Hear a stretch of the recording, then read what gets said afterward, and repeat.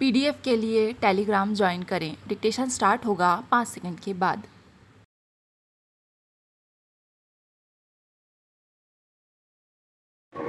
अध्यक्ष महोदय, मानव संसाधन विकास मंत्रालय और कृषि मंत्रालय से संबंधित अनुदान की मांगों पर चर्चा में भाग लेने का मौका दिए जाने पर मैं उपाध्यक्ष महोदय को धन्यवाद देता हूँ।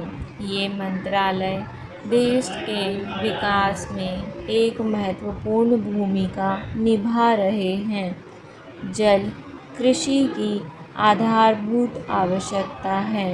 हमें कृषि के लिए, पीने के लिए और औद्योगिक विकास के लिए भी पानी की आवश्यकता होती है। मैं सरकार से अनुरोध करूँगा कि वह उपलब्ध जल संसाधनों के दोहन के लिए शीघ्र कदम उठाए। इस देश में एक असंतुलन है। देश के एक भाग में पानी उपलब्ध है तो दूसरे भागों में पानी उपलब्ध नहीं है। हमें ऐसे कदम उठाने चाहिए कि पानी जहाँ उपलब्ध है वहाँ से उसे ऐसी जगह ले जाएं जहाँ पानी उपलब्ध नहीं है। गंगा नदी को कावेरी नदी से जोड़ने की मांग कई दशकों से की गई है। अगर यह किया जाता है तो यह दक्षिण के लोगों को, दक्षिण के किसानों को लाभ पहुंचाएगा। इसी तरह मुख्य नदियों को जोड़ना चाहिए। अगर ऐसा हुआ तो हम लोगों को पर्याप्त पानी दे सकते हैं। हम इस असंतुलन को भी हटा सकते हैं। इस संदर्भ में मैं यह भी सुझाव देना चाहता हूँ कि महानदी को दक्षिण में ताम्रबरणी नदी के साथ जोड़ देना चाहिए। केरल में पानी पश्चिम की तरफ बह रहा है और यह बेकार जा रहा है। पश्चिम में बहने वाली नदी का पानी तमिलनाडु की तरफ मुड़ने से तमिलनाडु के किसानों को सहायता मिलेगी। मद्रास नगर में पीने के पानी की समस्या है। पानी लेने के लिए लोगों को लंबी पंक्तियों में खड़ा होना पड़ता है। एक दिन छोड़कर उन्हें पानी दिया जाता है। कई योजनाएं बनाई गईं, किंतु किसी न किसी कारण से उन्हें छोड़ देना पड़ा। तेलुगु गंगा योजना ही अब अंतिम आशा है। संबंधित राज्य तमिलनाडु को पानी देने के लिए सहमत है, पर योजना के कार्यान्वयन में देरी हो रही है। भारत सरकार को स्वयं यह देखना है कि शीघ्रातिशीघ्र यह योजना कार्यान्वित हो। कावेरी जल विवाद 25 वर्षों से अधिक समय से लंबित है। मुझे खुशी है कि उच्चतम न्यायालय ने न्यायाधिकरण के पक्ष में फैसला दिया है। इसने भारत सरकार को यह निर्देश भी दिया है कि न्यायाधिकरण का गठन 1 महीने के अंदर कर दिया जाएगा। मैं सभी संबंधित दलों से अनुरोध करता हूँ कि वे इस सुझाव को मान लें और इस विवाद के शीघ्र निपटारे के लिए सहयोग दें। इस विवाद के लंबे खिंचने के कारण तमिलनाडु के कावेरी डेल्टा, विशेषकर तंजावुर जिले में कृषि बुरी तरह प्रभावित हुई है। लाखों व्यक्ति जो कृषि में लगे हुए थे, अब बेरोजगार हैं। उस क्षेत्र की अर्थव्यवस्था पूर्ण रूप से ढह गई है। तमिलनाडु को अपने हिस्से का पानी नहीं मिल रहा। इससे 1971-72 तक प्रतिवर्ष औसतन 380 टीएमसी पानी मिल रहा था। तत्पश्चात इसे कम कर दिया गया। अब हमें लगभग इसका 1/3 पानी मिल रहा है। तमिलनाडु सरकार ने 280 टीएमसी पानी की मांग की थी। अध्यक्ष महोदय, मैं सरकार को विश्व बैंक की सहायता से कावेरी डेल्टा के आधुनिकीकरण के प्रथम चरण को अनुमति देने के लिए धन्यवाद देना चाहता हूँ। इसकी अनुमानित लागत 80 करोड़ रुपए है।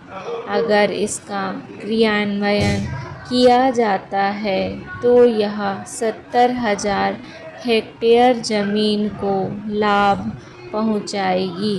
मैं सरकार से यह अनुरोध करूंगा कि वह यह सुनिश्चित करने के लिए सभी जरूरी कदम उठाए कि नवीनीकरण शीघ्रता से हो व उचित ढंग से कार्यान्वित हो।